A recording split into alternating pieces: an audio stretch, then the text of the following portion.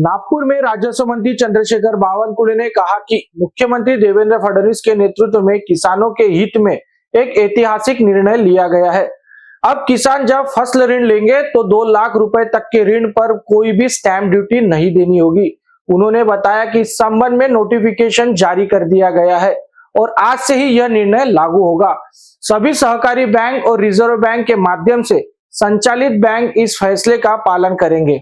राजनीतिक मुद्दों पर बोलते हुए बावनकुळे ने संजय राउत के बयानों पर प्रतिक्रिया देते हुए कहा कि मीडिया के सामने आने के लिए अक्सर पहले से नोट तैयार रहते हैं। फिक्सिंग राहतं, फिक्सिंग आहे, ते प्रश्न लिहून देतात, ते प्रश्न उत्तर वाचतात। असं आहे की ते मुलाखत कुणाची आहे, संजय राऊत जी मुलाखत घेतात तिकडे ते उत्तर देतात। ऑलरेडी पहिलेच ब्रीफिंग झालं असतं, नोट तयार असतं, त्यांची नोट तयार, यांची नोट तयार, फक्त मीडिया समोर येण्याकरता हा प्रपंच केला असतो। मला असं वाटतं की एवढे सारे मीडिया आहे महाराष्ट्रामध्ये, सर्व मीडियाच्या माध्यमातून झालं तर बरं होईल। अजित पवार के बयान पर उन्होंने कहा कि महायुति के सभी मित्र दलों ने यह तय किया है कि चुनाव के दौरान आपसी मतभेद सामने नहीं आने दिए जाएंगे और समन्वय बनाए रखा जाएगा। अजितदादा, एकनाथजी आणि देवेंद्रजी आणि आम्ही सर्वांनी असं ठरवलं आहे की मित्र पक्षात निवडणूक लढताना मित्र पक्षात मतभेद आणि मनभेद होणार नाही याची काळजी आमच्या तीनही पक्षांनी घ्यायची आहे।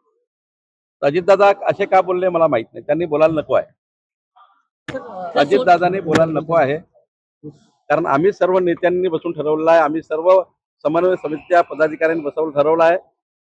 आपण मित्र पक्षात जरी विरोधात लढलो तरी महायुतीमध्ये कुठलेही मतभेद मनभेद होणार नाही याची काळजी माननीय अजितदादांनी आणि आम्ही सर्वांनी घ्यायची आहे। माननीय मुख्यमंत्री देवेंद्र फडणवीसजी यांनी आतापर्यंतच्या निवडणुकीच्या कुठल्याही भाषणामध्ये कुठल्याही नेत्यावर कधी टीका केली नाही, कुठल्याही पक्षावर टीका केली नाही, विकासाचे राजकारण केलं, विकासाचा विजन मांडलाय। त्यामुळे माझी एकनाथजी आहेत, अजितदादा आहे, आम्ही सर्व या सर्वांना आमची विनंती राहील, सर्वांनी समन्वय करून मित्र पक्षामध्ये मात्र मतभेद मनभेद करू नका एवढीच विनंती। सोलापुर हत्या मामले में उन्होंने कहा कि यदि कोई स्थानीय विवाद है तो पुलिस निष्पक्ष जांच कर कड़ी कार्रवाई करेगी। अपराध किसी भी पार्टी से जुड़ा हो उसे बख्शा नहीं जाएगा। चंद्रपुर में हुए विवाद पर उन्होंने बताया कि दोषियों पर कार्रवाई की गई है और जिला अध्यक्ष को हटाया गया है।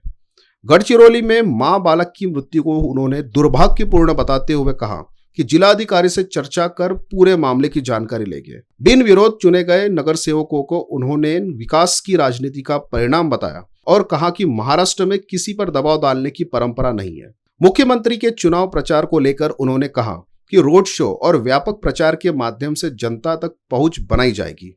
नागपुर में बगावत के सवाल पर उन्होंने कहा कि अंत तक संवाद कर सभी को साथ लेने का प्रयास किया जाएगा। अजितदादांनी सुरुवात केली, आता भाजप त्याचं प्रत्युत्तर देणार का पुन्हा वारंवार भाजप? आम्ही त्या भानगडीत पडणार नाही।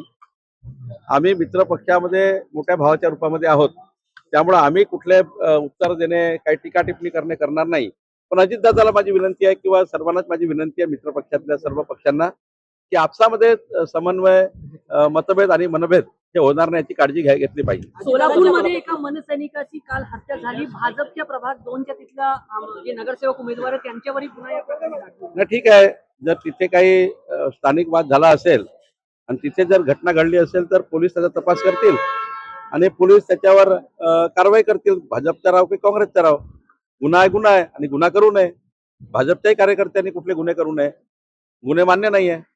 असं वाटतं की जे काही झालं असेल त्याच्यामध्ये पुन्हा कडक कारवाई केली पाहिजे। कोणी संजय राऊतांचा सल्ला या ठिकाणी त्यांनी उद्धवजीला दिला होता। उद्धवजीची काही फसगत झाली, उद्धवजीची जे काही महाराष्ट्रात स्थिती झाली त्याला जबाबदार जे लोक आहेत त्यांना अजितदादांना सल्ला द्यायची गरज नाही आणि अजितदादा काही त्यांचा सल्ला घेणार नाही असं दिसतं मला। तुम्ही आज चंद्रपूरच्या दौऱ्यावर आहात, चंद्रपुरात जवळपास 17 जणांना उमेदवारीच दिली नाही पक्षाने ठरवू नये, आज तिथे वाद होण्याची शक्यता आहे, तुम्ही कशी समजून? नाही, कुठं वाद होणार नाही। भारतीय जनता पार्टीचा कार्यकर्ता काही वाद करणार नाही। ज्या ठिकाणी अशा पद्धतीचं झाला त्या ठिकाणी पक्षाने कारवाई केली आहे, तिथल्या जिल्हाध्यक्षाला पक्षाने काढून टाकलेला आहे आणि ज्यांना उमेदवारी मिळाली आहे ते 100% निवडून येतील याकरता आम्ही काम करतो आहे।